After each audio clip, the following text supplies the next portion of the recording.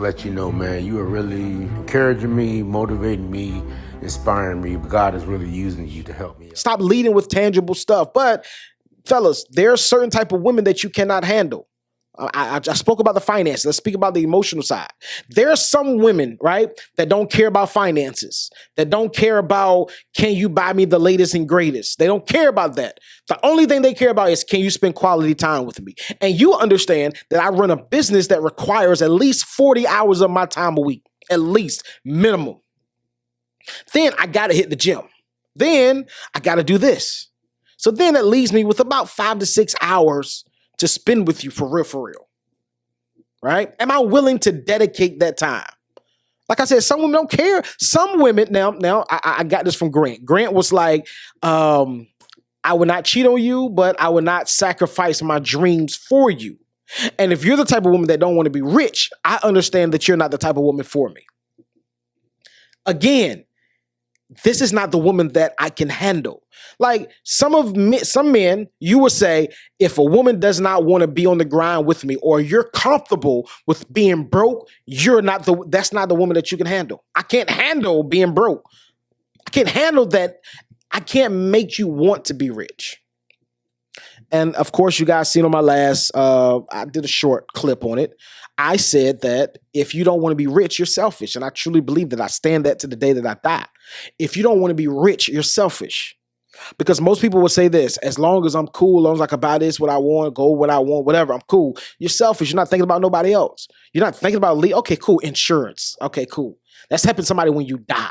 What about while you're living? Do you get satisfaction from seeing your finances change somebody's life? That's why I look at it. If you don't want to be rich, you're selfish. But fellas, there's some women that you can't handle. And be okay with that. Now, I got to start this off too. I don't believe, this is just me, I don't believe that there's a such thing as a person being out of your league. I don't believe that. I don't ascribe or subscribe, or however you want to say it. I don't subscribe to that thinking or that ideology, right? I don't subscribe to that.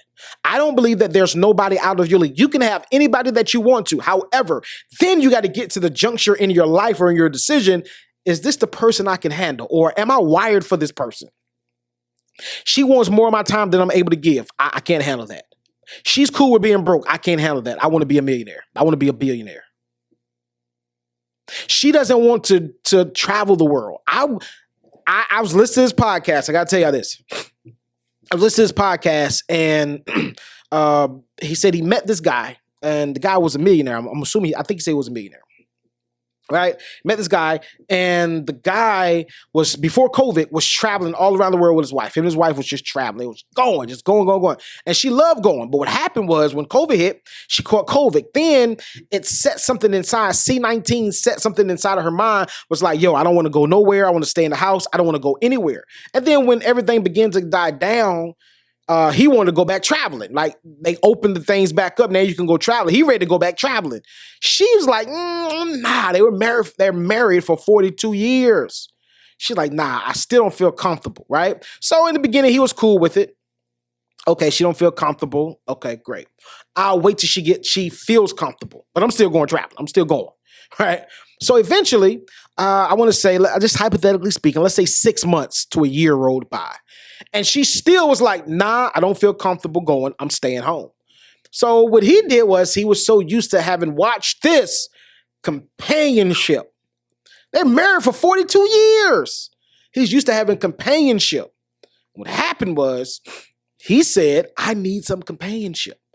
And I'm assuming that he talked to her and expressed how he truly felt. He needed her with him. She said that she's not ready. Okay, cool. 42 years of being married, 42 years of being with each other. He needed that companionship. He wanted that companionship. So what did he do? He cheated. He found a woman that will go on the trips with him. That's why I say you need to find the woman, or you need to understand the type of woman that you're wired for. Circumstances may happen, right? Like, this area of my life, I really need you in. And if you step out of that boundary, I'm not saying that it's a prerequisite, like if you step out of that boundary, I'm going to cheat. No, I'm not saying that. But even the strongest man, that's why I'm doing a podcast next. I'm doing an AOS show about cheating. But you can't really judge guys or women that cheat. Because even the strongest person, I don't care how strong you are, how faithful, how ethical you are, you have to be careful about allowing yourself to be placed in a situation where being unethical is vulnerable or is reasonable or it can happen. Period. But so what happened was he found someone that went on, and she found out. Now, how the story unfolded after that, I know that she divorced him. 42 years, one slip up, she divorced him, right? Now, I don't know if they got back together. I don't know if he stayed with the woman. I don't know. But I need you to discover the type of woman that you are wired for, right? And I know some of y'all are like, I can handle being wired better than handle. No, it's both. It's hand in hand. Because there's some things that a woman will say or do. Like, for example, there's some men, right? Some of y'all can holler back at your boy and agree with this. You cannot put up with a woman that's so disrespectful at the mouth.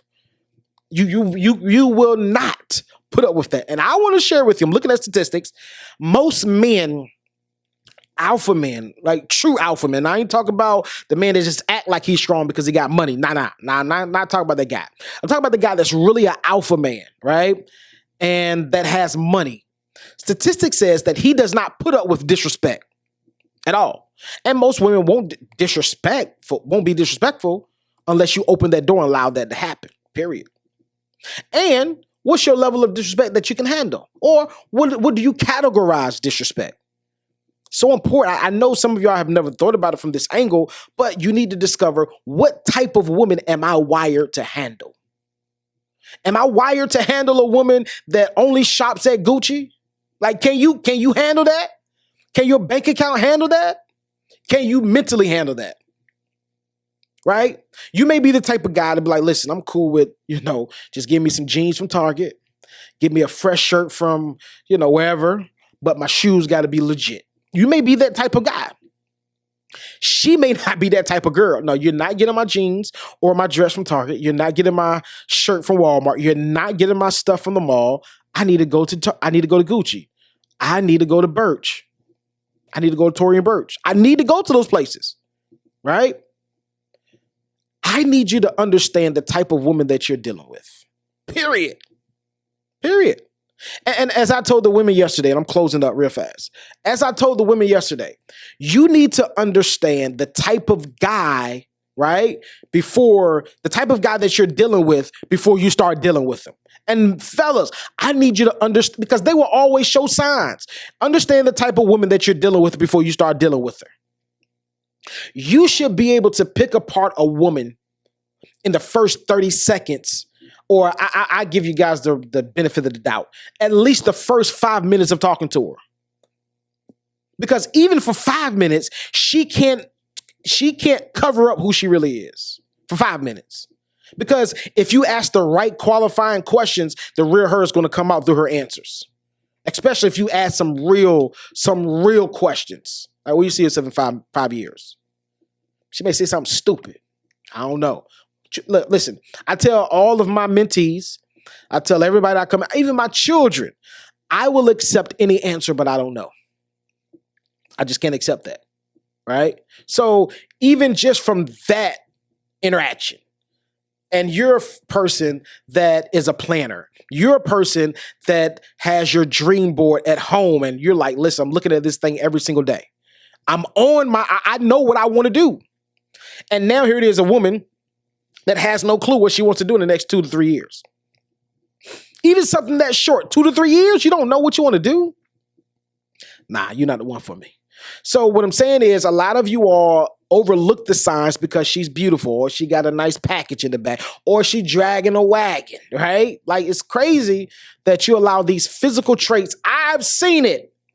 Let me say this first. Let me finish my point. You allow these physical traits to get you off track and make you make decisions that is not beneficial for your future. And now you're dealing with this woman for 6 months.